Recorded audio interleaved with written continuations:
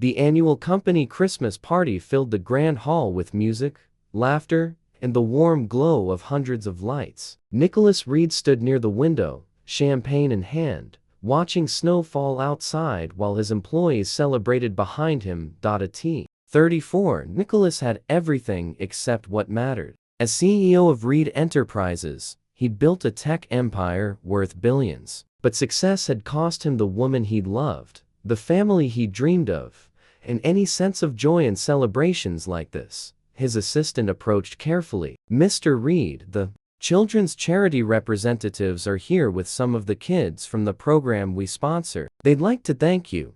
Nicholas forced a professional smile. Reed Enterprises donated millions to local children's charities. He wrote the checks, attended the occasional fundraiser, but kept emotional distance from the actual beneficiaries. A group of children entered, shepherded by volunteers, their faces lit with excitement at the decorated hall and enormous Christmas tree. Most made a beeline for the dessert table, but one little girl, maybe 5 years old with blonde pigtails and a red velvet dress, stood staring at the grand piano in the corner.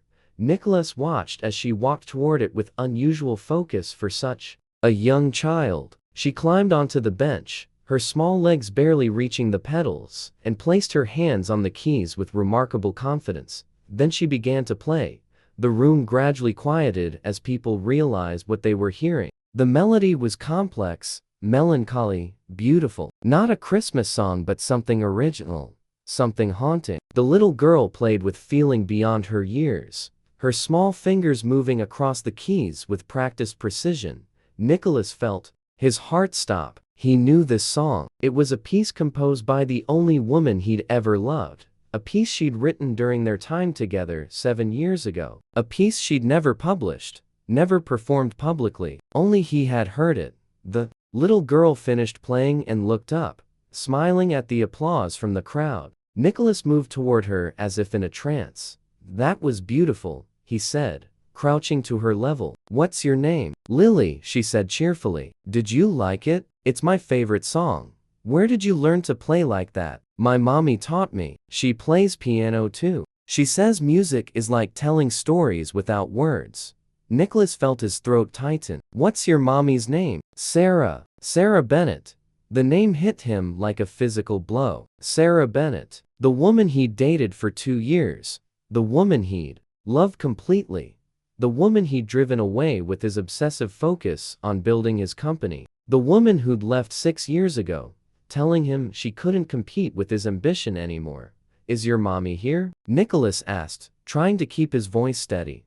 "She's with the other volunteers." "Want me to find her?" Before Nicholas could respond, a woman's voice called out, "Lily, sweetheart, you shouldn't wander off." Nicholas stood and turned. There she was, Sarah, older than when he'd known her, her dark hair shorter, wearing simple jeans and a sweater instead of the elegant dresses she'd worn when they dated. But still beautiful, still the woman who'd occupied his thoughts for 6 years, despite his best efforts to forget her. Sarah froze when she saw him. Every emotion crossed her face at once. Shock, recognition, fear, something that might have been longing. "Nicholas?" Sarah really looked between them with confusion. "Do you know each other?" Sarah's eyes never left Nicholas's face. "We used to, a long time ago."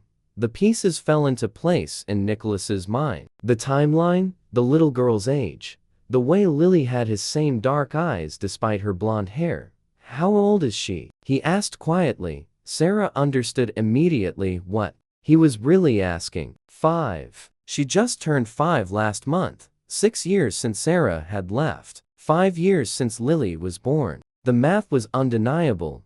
"Why didn't you tell me?" Nicholas's voice cracked despite his attempt at control. "Can we not do this here?" Sarah glanced at Lily, who was watching them with growing concern. Nicholas called his assistant over. "Please, take Lily to get some hot chocolate and cookies. Make sure she's entertained for a bit." Once Lily was safely occupied, Nicholas and Sarah moved to a quiet corner of the hall. "You have to understand," Sarah began, her voice shaking. "When I left, I didn't know I was pregnant. I found out 2 weeks later, and I wanted to tell you, Nicholas. I picked up the phone 100 times, but you didn't. Because nothing had changed. You were consumed by building your company. You worked 80-hour weeks. You missed dinners, weekends, every promise you made about finding balance. I couldn't raise a child in that environment, competing for scraps of your attention. Bliss felt the accusation like a knife because it was true. He'd been obsessed with success, convinced he had to prove something to the world. He'd loved Sarah, but hadn't prioritized her. I would have been there for both of you. Would you? Really? Or would you have tried to squeeze fatherhood into your schedule between board meetings? Sarah's eyes filled with tears. I made a choice. Maybe it was wrong, but I made it because I wanted Lily to have a parent who was present, not just financially supportive. You robbed me of 5 years with my daughter. I know. And I'm sorry. But Nicholas, I couldn't watch you choose work over us every single day. It was killing me. I had to leave to survive. They stood in painful silence. Across the room, Lily laughed at something one of the volunteers said, completely unaware that her world was about to change. She plays beautifully, Nicholas said finally. You taught her that song. The one you wrote for me, Sarah nodded. It's called What We Lost. I play it sometimes when I'm thinking about roads not taken. Lily loved it, wanted to learn it. She doesn't know what it means. What does it mean, Sarah? To you? It means I loved someone deeply and let him go because I loved myself more. Because I had to. It means that sometimes the right choice still breaks your heart.